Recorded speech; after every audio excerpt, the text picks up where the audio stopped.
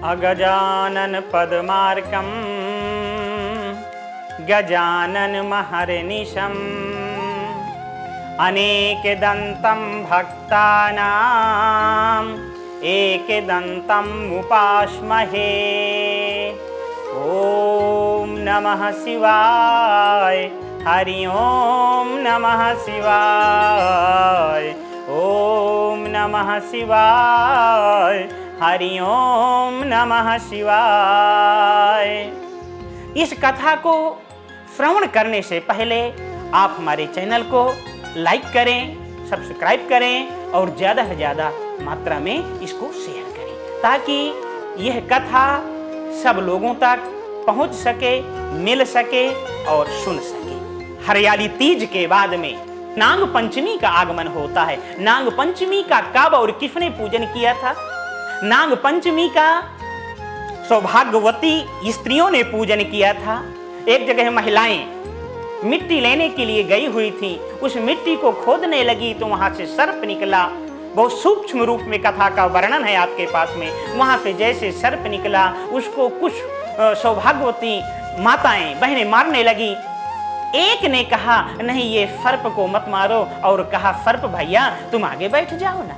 जैसे सर्प भैया कहा तो सर्प आगे चले गए और मैं तुमसे अभी मिलने आऊंगी, पर अपने काम में व्यस्त होने के कारण मिलने नहीं आ पाई। दूसरे दिन आई, सर्प बैठे थे। बोले सर्प भैया तुम बैठे हो? बोले तुमने यदि मुझे भाई नहीं कहा होता तो मैं तुमको अभी डस लेता, पर चलो तुमने मुझे भाई कहा है। उस स्त्री ने कहा भैया मेरे भी कोई भाई नहीं है, आज से तुम मेरे भाई बन गए, मैं आपकी बहन। कुछ दिन के बाद में हुआ क्या, वो सर्प मनुष्य का शरीर रख करके उस बहन के घर गया और कहा बहन चलो हमारे घर चलो, मायके चलो। ससुराल वालों ने कहा कि इनके तो कोई भाई ही नहीं था, ये भाई कहाँ से आ गया? बोला नहीं मैं दूर से भाई हूँ। और जैसे लिवा करके वहां से अपनी बहन को चल दिया। बहन से कहा सर्प ने कि देखो जहां से मैं जाऊं यदि तुमको दिक्कत हो तो एक काम करना कि तुम मेरी पूंछ को पकड़ लेना और तुम वहां चली चलोगी। ऐसा ही हुआ, वहां पहुंच गई। 2 दिन 4 दिन बहन रही। नाग की माँ ने कहा बेटे को मेरे दूध दे देना ठंडा करके, लेकिन बहन को याद नहीं रहा, गर्म दूध दे दिया तो मुंह खराब हो गया उस सर्प का। जब नाग की माँ आई तो डांटने लगी तो नाग ने कहा नहीं नहीं माँ इसको डांटो नहीं, मेरी बहन है, कोई बात नहीं गलती हो गई, अब दोबारा ऐसा नहीं करेगी। तो अपने बहन को अब सोचा कि अब इसके ससुराल भेजा। तो वहां से बहुत से हीरा जवाहरात दिया और दे करके भेजा और बहन को लेकर के उसके ससुराल में छोड़ दिया। ऐसा कथा का वर्णन मिलता है। इसके बाद में जो हार दिया था हीरे जवाहरात का वो सबको अच्छा लगा। यहाँ तक कि राजा साहब के यहाँ रानी साहिबा जी को भी पता चला तो उन्होंने हार की मांग किया कि हार मुझे चाहिए। अब वो बेचारी सर्प की बहन जो बनी थी बहुत दुखी हुई कि मेरा हार ले लेगी रानी। तो सर्प भैया को याद किया और बोले सर्प भैया एक काम करो, मेरा हार रानी मांग रही है तो जब ये रानी के गले में हार बन करके जाए तो तुम सर्प दिखने लगना, और जब ये मेरे गले में आ जाए तो हीरा जवाहरात का ये हार दिखना। सर्प ने कहा यही होगा। रानी ने जैसे ही पहना तो वो सर्प बन गया, चिल्ला करके फेंक दिया।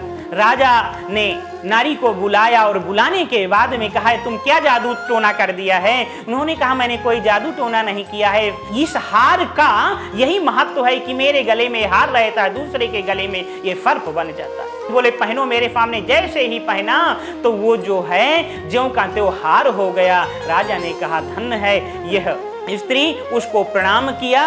और इसके ठीक दूसरे दिन से पंचमी का विधान था, सभी ने जाकर के नाग का पूजन किया।